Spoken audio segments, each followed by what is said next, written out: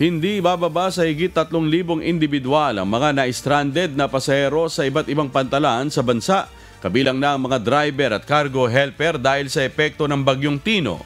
Ayon sa Philippine Coast Guard sa Bicol Region, partikular sa Albay at Sorsogon, ang pinakamaraming stranded na pasahero.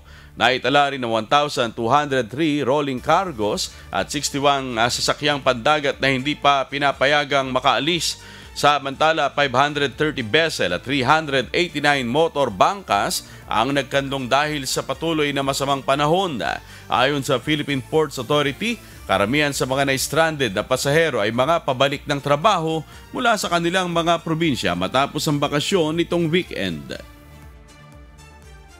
Nakikita po natin na medyo malaki po ang bilang ng stranded passenger ay sa area po ng Albay at Sorsogon, particularly sa Pioduran Port at saka sa Matnog Port, kasama po yung Pilar Port and Castilla Port. A total of 1,442 para sa area po ng Bicol. So yan po yung medyo malaki po ang naitala natin mga stranded passengers.